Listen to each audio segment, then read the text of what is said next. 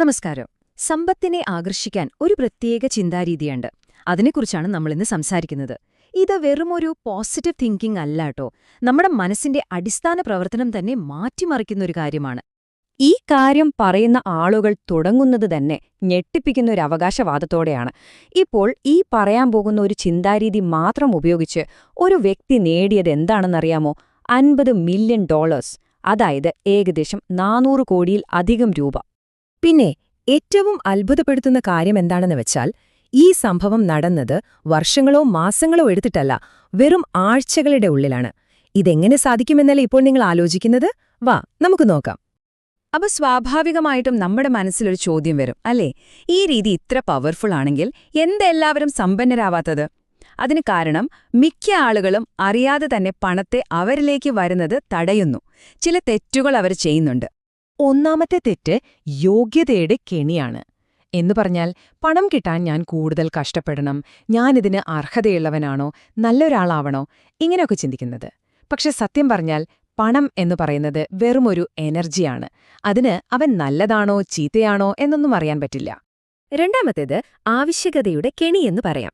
എന്റെ കയ്യിൽ കാശില്ല, ഞാൻ കടത്തിലാണ്, നിരാശയാണ്, ഇങ്ങനെ ഇല്ലായ്മയെക്കുറിച്ച് മാത്രം ചിന്തിച്ചിരുന്നാൽ എന്താ സംഭവിക്കുക? നമ്മൾ ആ ഇല്ലായ്മയെ കൂടുതൽ ആകർഷിക്കും. നമ്മൾ എന്തിലാണോ ഫോക്കസ് ചെയ്യുന്നത് അത് വലുതായിട്ടേ വരൂ. പിന്നെ മൂന്നാമത്തെ ഒരു തെറ്റിദ്ധാരണയുണ്ട്, സങ്കീർണതയുടെ കെണി.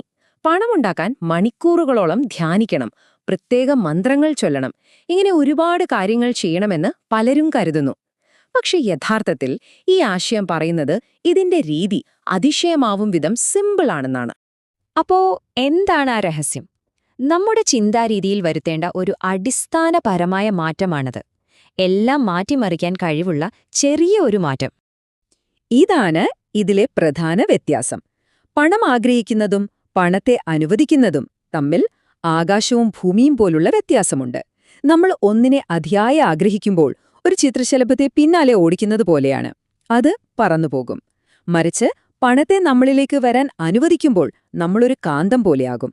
അത് സ്വയം വന്നുചേരും. ഇതിന്റെ ഐഡിയ മനസ്സിലാവാൻ ഒരു റേഡിയോ സ്റ്റേഷനായി സങ്കല്പിച്ചാൽ മതി.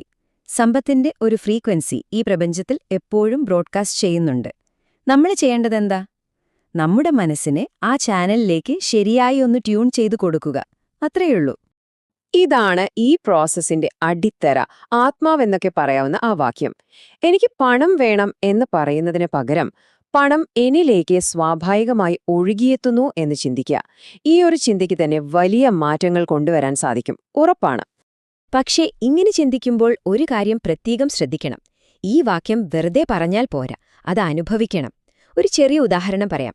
നമ്മൾ അടുത്ത ശ്വാസമെടുക്കുന്നതിനെപ്പറ്റി ആശങ്കപ്പെടാറുണ്ടോ? ഇല്ലല്ലോ. അത് സ്വാഭാവികമായി സംഭവിക്കുമെന്ന് നമുക്ക് ഉറപ്പല്ലേ? ആ ഒരേ ലാഘവത്തോടെ, ആ ഒരേ ഉറപ്പോടെ വേണം പണത്തെക്കുറിച്ചും ചിന്തിക്കാൻ.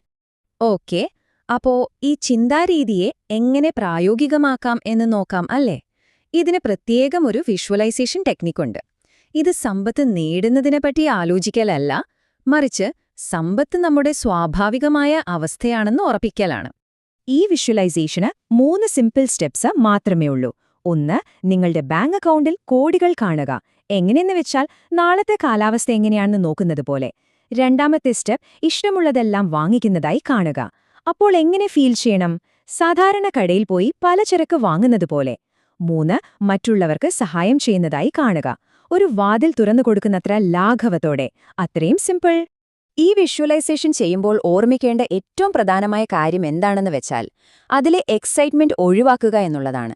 വാവ്, എനിക്ക് ലോട്ടറി അടിച്ചു എന്നൊരു ഫീൽ അല്ല വേണ്ടത്. സമ്പാദ്യം എന്ന് പറയുന്നത് ഒരു അസാധാരണമായ കാര്യമല്ല, മറിച്ച് നിങ്ങളുടെ ജീവിതത്തിലെ സാധാരണയുള്ള ഒരു വിഷയമാണെന്ന് മനസ്സിനെ പഠിപ്പിക്കുകയാണ് ലക്ഷ്യം. ഓർമ്മയിൽ വയ്ക്കുക, നിങ്ങൾ മനസ്സിൽ കാണുന്ന ചിത്രങ്ങളെക്കാൾ ഒക്കെ പ്രധാനം ആ സമയത്ത് നിങ്ങൾക്ക് എന്ത് തോന്നുന്നു എന്നുള്ളതാണ്. സമ്പാദ്യത്തിൽ ജീവിക്കുമ്പോൾ ഉണ്ടാകുന്ന ആ ഒരു സ്വാഭാവിക ശാന്തമായ ഫീലിംഗ്, അതാണ് നമ്മൾ ഉണ്ടാക്കിയെടുക്കേണ്ടത്. തീർച്ചയായിട്ടും ഈ ഒരു പാതയിൽ പോകുമ്പോൾ തടസ്സങ്ങളുണ്ടാവാം. നമ്മുടെ ഉള്ളിൽ നിന്നും പുറത്തുനിന്നും വരുന്ന സംശയങ്ങളെയും ഭയങ്ങളെയുമൊക്കെ എങ്ങനെ ഹാൻഡിൽ ചെയ്യാമെന്ന് നമുക്കൊന്ന് നോക്കാം. പ്രധാനമായിട്ടും 4 തടസ്സങ്ങളാണ് വരാൻ ചാൻസ് ഉള്ളത്. 1. നമ്മുടെ ഉള്ളിലെ സംശയം തന്നെ, ഇതൊന്നും നടക്കില്ല എന്ന ചിന്തകൾ. 2. നമ്മളെ നിരാശപ്പെടുത്തുന്ന ആളുകൾ. 3. തെളിവുകളുടെ കെണി എന്നൊരു കാര്യം.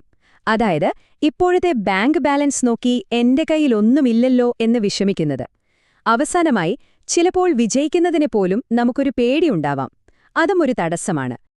ആ പറഞ്ഞ തെളിവുകളുടെ കെണിയെ മറികടക്കാൻ ഒരു സൂപ്പർ ഉപദേശമുണ്ട്. നിങ്ങളുടെ ഇപ്പോഴത്തെ ഫിനാൻഷ്യൽ സിറ്റുവേഷൻ ഉണ്ടല്ലോ, അത് നിങ്ങളുടെ പഴയ ചിന്തകളുടെ റിസൾട്ട് മാത്രമാണ്. ഒരു കാറിന്റെ റിയർവ്യൂ മിറർ പോലെയാണത്.